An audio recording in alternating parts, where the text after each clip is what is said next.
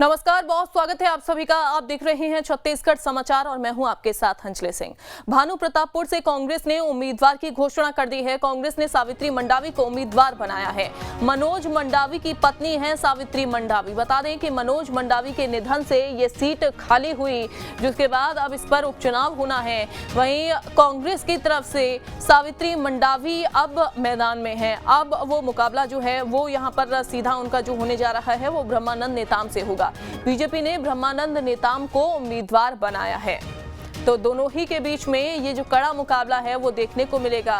भानु प्रतापपुर से कांग्रेस ने उम्मीदवार की घोषणा कर दी है, उम्मीदवार घोषित कर दिया है। कांग्रेस ने सावित्री मंडावी को उम्मीदवार बनाया है। वहीं मनोज मंडावी की पत्नी है सावित्री मंडावी, और साथ ही साथ बीजेपी की अगर हम बात करें तो बीजेपी ने ब्रह्मानंद नेताम को उम्मीदवार बनाया है। तो कल ही बीजेपी ने ब्रह्मानंद नेताम के नाम की जो घोषणा है वो कर दी थी और आज कांग्रेस ने नाम की घोषणा है कर दी है। आपको बता दें कि लगभग तय सावित्री मंडावी का जो नाम है वो माना जा रहा था। हालांकि यहाँ पर संशय जरूर बना हुआ था, क्योंकि कई नाम जो हैं वो लिस्ट में सामने आए थे। जब यहाँ पर पूरी तरीके से बैठकों का जो दौर था उस दौरान चल रहा था, यहाँ पर मंथन किया जा रहा था कि आखिरकार इस सीट से किसको उम्मीदवार बनाना है। कांग्रेस के लिए भी एक बड़ी चुनौती थी, साथ ही साथ बीजेपी के लिए भी एक बड़ी चुनौती थी।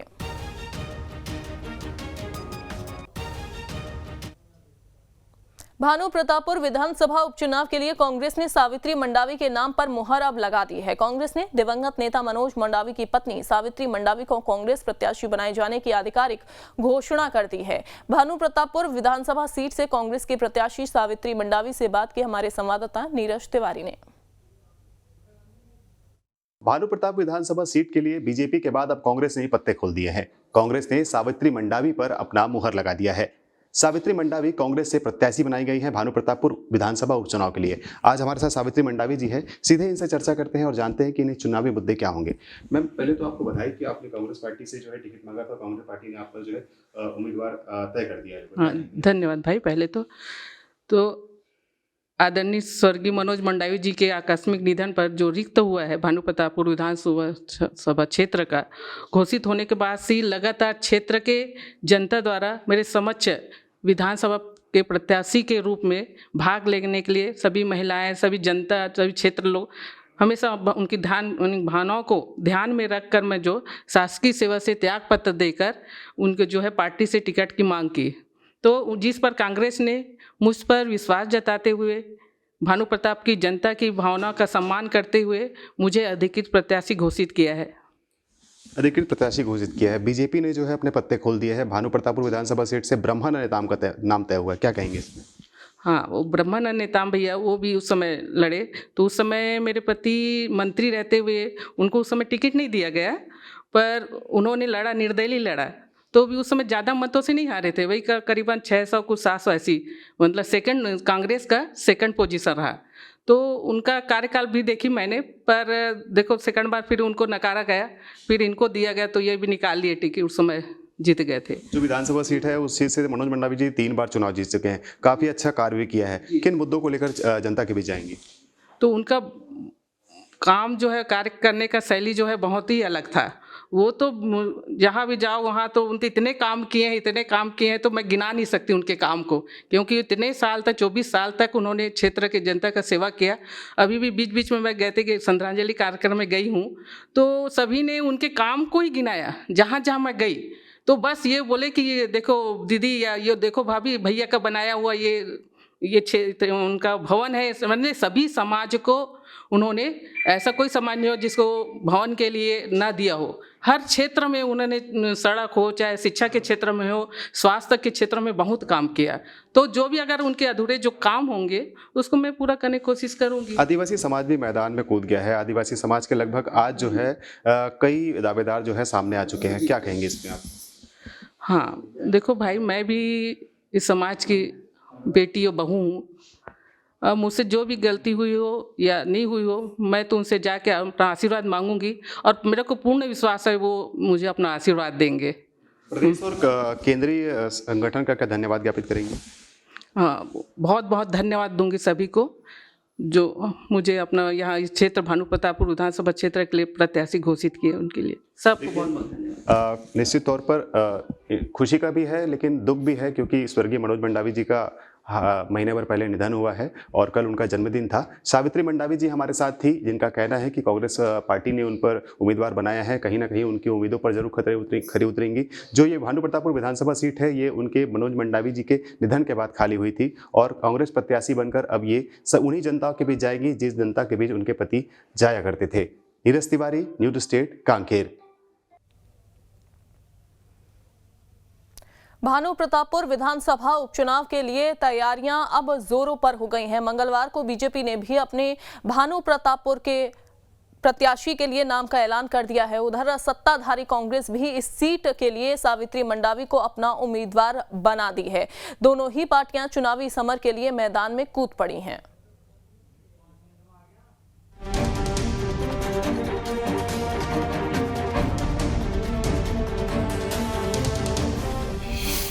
भानु प्रतापपुर में उम्मीदवार हैं फैक्टर या दिग्गजों के नाम पर होगी टक्कर? जी हां, भानु प्रतापपुर में चुनावी दंगल सज चुका है। इसके साथ ही भानु प्रतापपुर में आर पार की लड़ाई शुरू हो चुकी है। बीजेपी ने भानु प्रतापपुर से अपने उम्मीदवार के नाम का ऐलान कर दिया है। बीजेपी ने भानु प्रतापपुर से ब्रह्मानंद नेताम को प्रत्याशी बनाया है।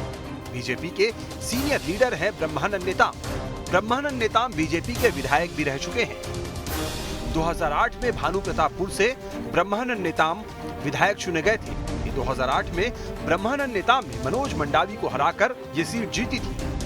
आदिवासी संगठनों में ब्रह्मानंद नेताम की अच्छी पैठ मानी जाती है। ब्रह्मानंद नेताम जी हमारे भानु प्रतापपुर विधानसभा उपचुनाव के लिए प्रत्याशी होंगे।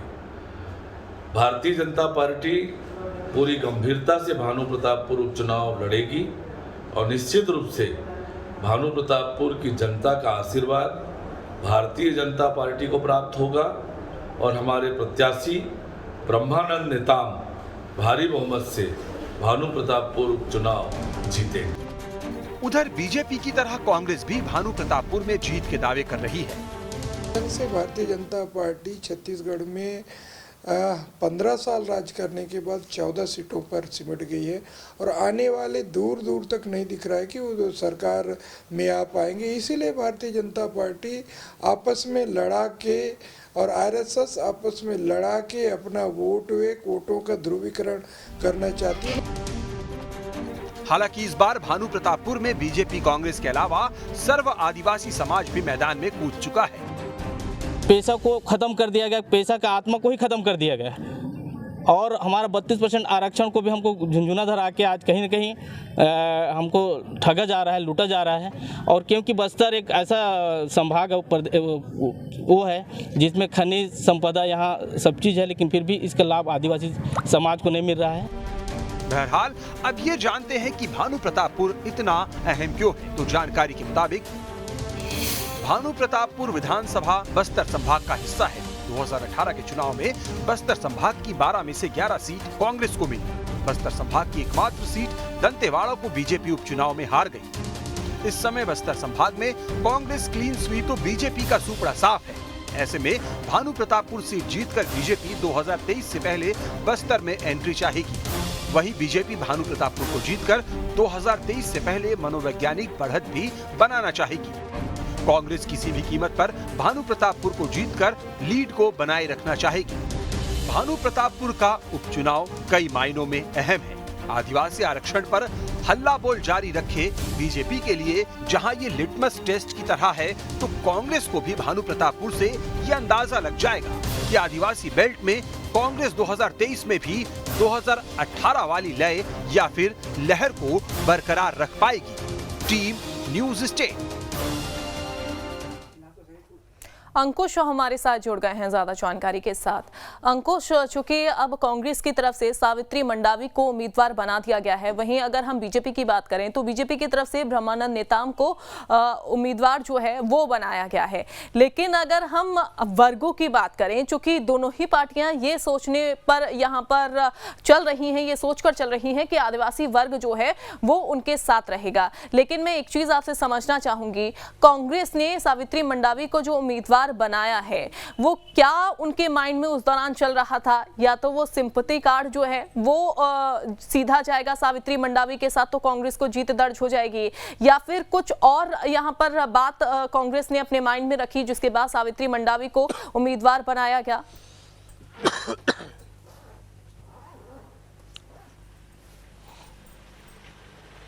देखिए, दो नज़रियों से इस बात को देखा जा सकता है कि कांग्रेस पार्टी ने सावित्री मंडावी के ऊपर दांव क्यों खेला। पहली चीज़ तो ये है कि अभी हाल ही में उनके पति और जो वहाँ के सिटिंग एमएलए रहे हैं मनोज मंडावी, उनका निधन हुआ, तो एक तो सिंपैथी वोट के आधार पर। दूसरा ये है कि मनोज मंडावी जो है विधायक रहे हैं वहाँ से तीन बार चुनाव जीत कर आए हैं, तो स्वाभाविक है कि उनकी पकड़ भी पूरे क्षेत्र में मजबूत है।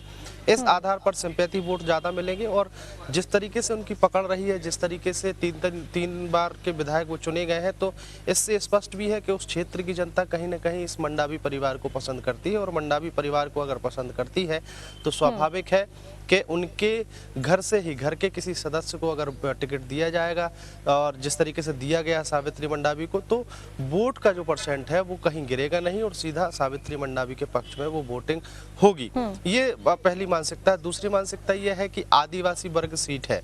आदिवासी वर्ग सीट होने के कारण आदिवासी परिवार से कोई कैंडिडेट होना था। और सावित्री मंडावी अच्छा ऑप्शन इसलिए भी है कि वो पढ़ी लिखी हैं, शिक्षक रही हैं और भी कुछ ही समय पहले उन्होंने शिक्षक पद से इस्तीफा दिया है। तो दो तीन चीज़ें जो है वो प्लस होती गई और उस प्लस के आधार पर सावित्री मंडावी का नाम फाइनल किया गया। हालांकि सूत्रों के हवाले से हमने सबसे पहले अपने दर्शकों को बताया था कि सावित्री मंडावी के नाम पर ही मोहर लगेगी, सब कुछ फाइनल है, तय है, बस औपचारिक घोषणा होना बाकी है।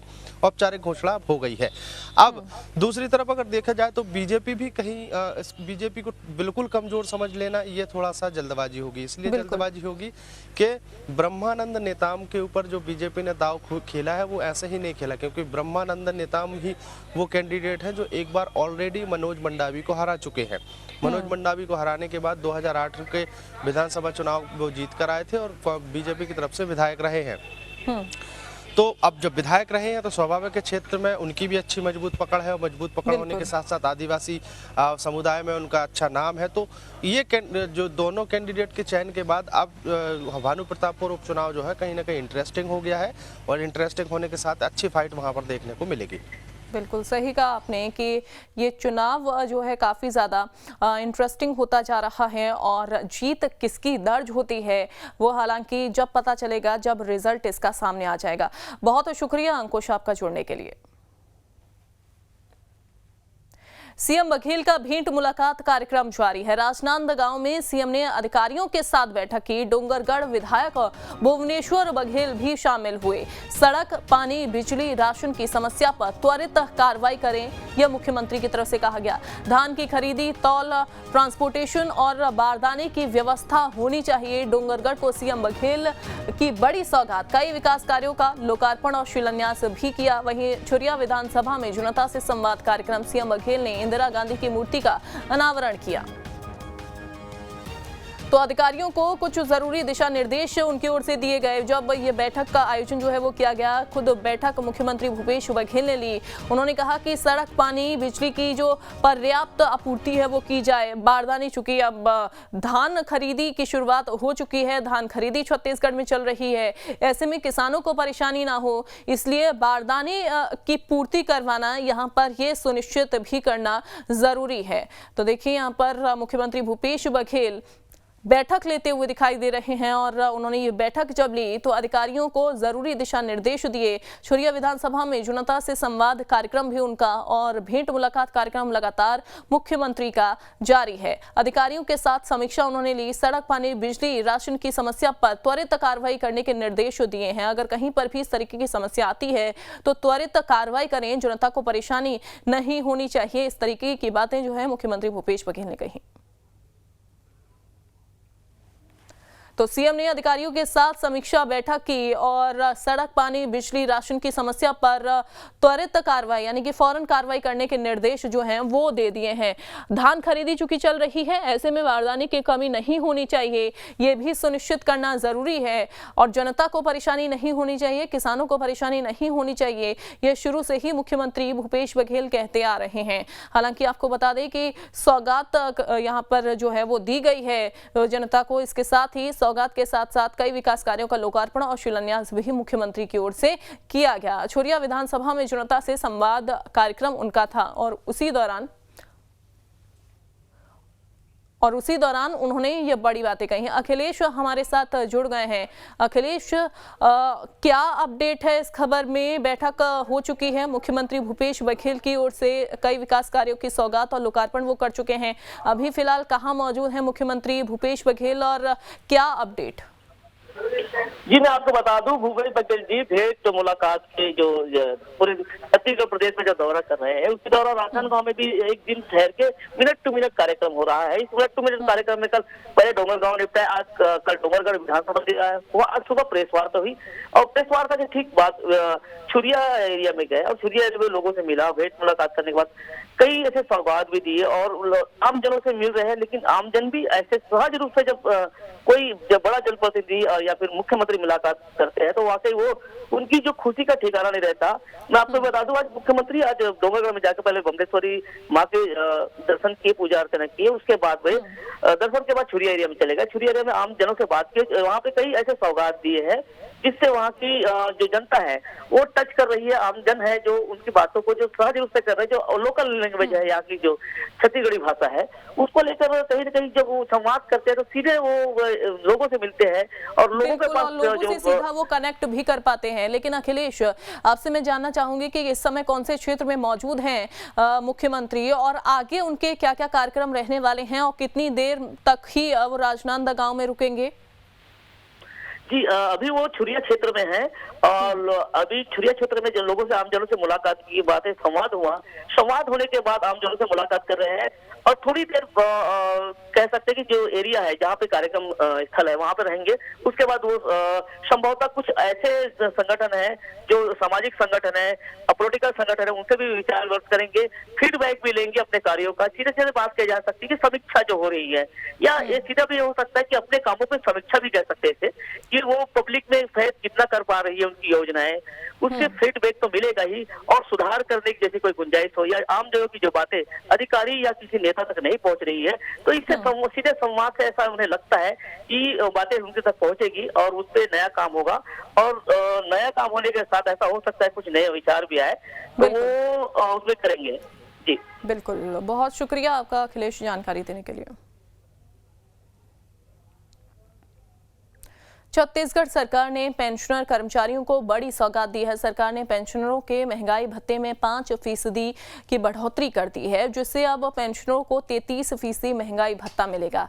इससे पहले पेंशनरों को 28% डीए मिलता था। सरकार के इस ऐलान के बाद आईएएस, राज्य कर्मचारी और पेंशनरों का डीए एक समान हो गया है। वित्त विभाग ने डीए में बढ़ोतरी को लेकर आदेश जारी कर दिया है।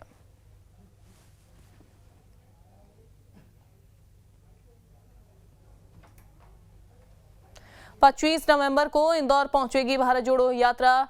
छत्तीसगढ़ के 250 कांग्रेसी राहुल गांधी संग करेंगे पदयात्रा। तो आपको बता दें कि 250 कांग्रेसी ऐसे हैं जो राहुल गांधी के साथ पदयात्रा करेंगे और 25 नवंबर को फिर छत्तीसगढ़ से होते हुए ये जो पदयात्रा है वो पहुंचेगी इंदौर। यात्रा में सत्ता और संगठन के वरिष्ठ नेता भी शामिल होंगे। मुख्यमंत्री बघेल, पीसीसी अध्यक्ष मोहन मरकाम भी इस पदयात्रा में राहुल गांधी के साथ मौजूद रहेंगे। प्रदेश के नेता छत्तीसगढ़ की माटी लेकर जाएंगे इंदौर। छत्तीसगढ़ की माटी से राहुल गांधी वृक्षारोपण करेंगे। तो 25 नवंबर को इंदौर पहुंचेगी राहुल गांधी की ये पद यात्रा। आपको बता दें कि तकरीबन 250 कांग्रेसी नेता ऐसे होंगे जो इस पद यात्रा में राहुल गांधी के साथ मौजूद रहेंगे, शामिल रहेंगे। मुख्यमंत्री भूपेश बघेल और मोहन मरकाम भी इसमें मौजूद रहेंगे। कांग्रेसी आपको बता दें कि माटी लेकर जाएंगे, मिट्टी लेकर जाएंगे और इंदौर पहुंचेंगे और राहुल गांधी उसी छत्तीसगढ़ की मिट्टी से वृक्षारोपण करेंगे।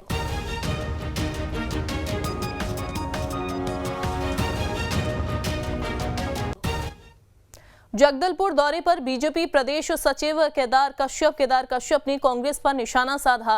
जनता से किया गया वादा पूरा नहीं हुआ है, केदार कश्यप की तरफ से कहा गया। तो बीजेपी प्रदेश सचिव केदार कश्यप ने निशाना जो है वो कांग्रेस पर साधा है। उन्होंने कहा कि जनता से जो वादा किया कांग्रेस ने वो पूरा नहीं किया है। तो जगदलपुर दौरे के दौरान बीजेपी प्रदेश सचिव केदार कश्यप की ओर से ये बयान दिया गया। उन्होंने कांग्रेस पर जमकर निशाना साधा। उन्होंने कहा कि जनता से जो वादा किया वो पूरा नहीं किया।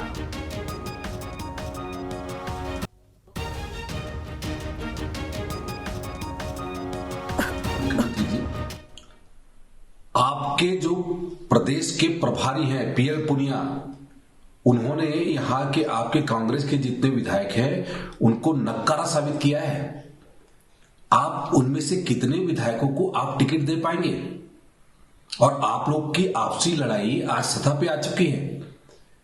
एक तरफ तो कहते हैं टीएस बाबा कहते हैं मुख्यमंत्री बनने के लिए तड़प रहे हैं, और किस तरीके से गुटबाजी के चलते, किस तरीके से प्रदेश के हालात आप लोगों की लड़ाई के कारण से आज कई वर्षों पीछे हो गया। बेटी हमर मान के तहत बच्चियों को योग प्रशिक्षण के साथ साथ ताइक्वांडो का भी निःशुल्क प्रशिक्षण दिया जा रहा है, जिसका लाभ शहर के सैकड़ों बच्चे और बड़े भी उठा रहे हैं। बलरामपुर पुलिस अधीक्षक मोहित गर्ग के निर्देशन मार्गदर्शन में रक्षित केंद्र बलरामपुर में 7 दिवसीय योग प्राणायाम और ताइक्वांडो का 7 दिवसीय निःशुल्क प्रशिक्षण दिया गया। प्रशिक्षण प्राप्त कर रहे हैं सैकड़ों की संख्या में महिलाएं। बच्चियों को समापन के अवसर पर बलरामपुर पुलिस अधीक्षक ने समस्त प्रशिक्षण प्राप्त करने वाली महिलाएं बच्चियों को प्रशस्ति पत्र देकर उनका सम्मान किया। पुलिस अधीक्षक ने बताया कि प्रशिक्षण से महिला और बच्चियों में काफी उत्साह देखने को मिला है। मुसीबत के समय यही प्रशिक्षण उनके काम आएगा।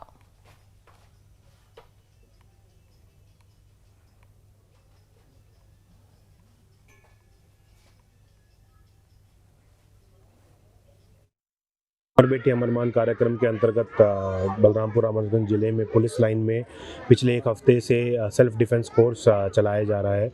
इसमें ना सिर्फ पुलिस लाइन के बच्चे बल्कि पूरे शहर बलरामपुर शहर के बच्चे पूरे उत्साह के साथ इसमें भाग ले रहे हैं। इसमें सेल्फ डिफेंस ताइक्वांडो के साथ साथ योगा की क्लासेस भी ली जा रही थी, और सर्टिफाइड ट्रेनर्स जो हैं राष्ट्रीय और स्टेट लेवल के, वो इसमें ट्रेनिंग दे रहे थे और बहुत अच्छा रिस्पॉन्स इसमें बच्चों से मिला है। और उनके रिस्पॉन्स को देखते हुए ये ट्रेनिंग हम आगे भी कंटिन्यू कर रहे हैं। बच्चे हों या बूढ़े, सभी वर्गों के लोगों के लिए शारीरिक व्यायाम बेहद जरूरी है। धमतरी जिले के छोटे बच्चे भी सुबह सुबह उठकर एक्सरसाइज करते हैं। डॉक्टर भी सलाह देते हैं कि बच्चों को खेल कूद के लिए पूरा समय देना चाहिए, क्योंकि इससे बच्चों का संपूर्ण विकास होगा। देखिए रिपोर्ट। स्वस्थ शरीर में ही स्वस्थ मस्तिष्क निवास करता है। भागदौड़ भरी जिंदगी और डिजिटल दुनिया में मॉर्निंग वॉक बेहद जरूरी है, क्योंकि एक्सरसाइज करने से ही शरीर स्वस्थ रहता है और मस्तिष्क का भी पूर्ण विकास होता है। यही वजह है कि धमतरी की रहने वाली 13 साल की रुचि अपनी सहेलियों के साथ मिलकर सुबह 5 बजे मैदान में पहुंचकर व्यायाम करती है। मैं गीता फोगाट का दंगल फिल्म देखकर अपने साथियों को उसमें अभ्यास करा रही हूँ। इस फिल्म में आपको क्या उद्देश्य मिला? इस फिल्म में मेरे को ये उद्देश्य मिला, जब आप मेहनत करोगे तभी उसका फल मिलेगा। छोटी आयु में ये सभी बालिकाएं सुबह सुबह बड़ी छलांग लगाती हैं। ये सभी बच्चे रोज सुबह 5:30 बजे उठ जाते हैं और एक स्थान पर एकत्रित होते हैं। उसके बाद वो दौड़, लंबी कूद, ऊंची कूद, रस्सी कूद, कबड्डी, फुगड़ी सहित अन्य पारंपरिक खेलों का आनंद लेते हैं। ये सिलसिला करीब 1 घंटे तक चलता है। मैं यहाँ पे 2 महीने से आ रही हूँ। हम सवेरे 5 बजे आते हैं और रुचि दीदी हमें बहुत सारी चीज़ें सिखाती हैं, जैसे लंबी कूद, और दौड़ाती भी हैं, और बहुत सारी इस तरीके से फिट एंड फाइन सिखाती हैं, योगा सिखाती हैं, बहुत ही सारी ऐसी चीज़ें सिखाती हैं रुचि दीदी।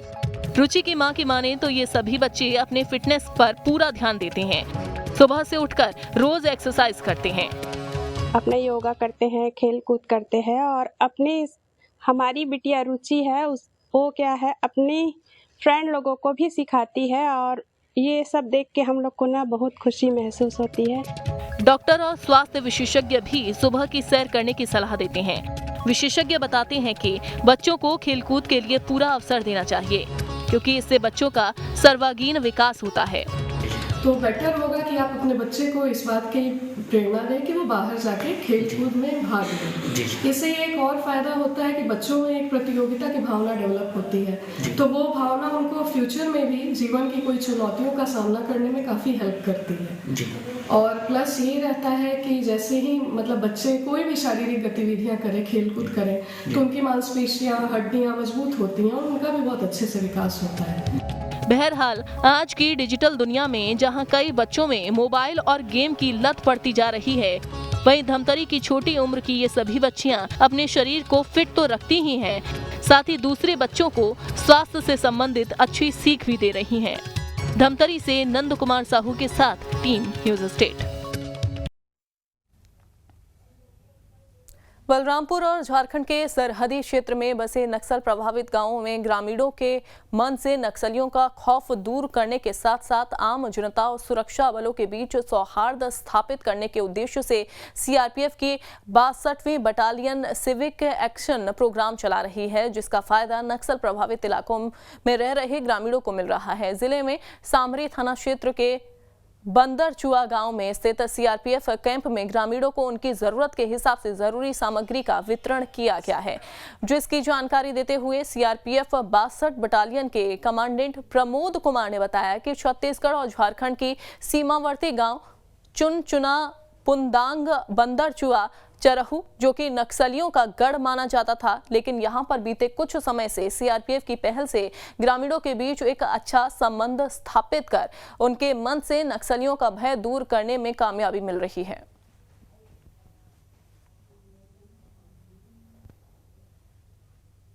और चलिए इसी के साथ फिलहाल के लिए इस बुलेटिन में बस इतना ही।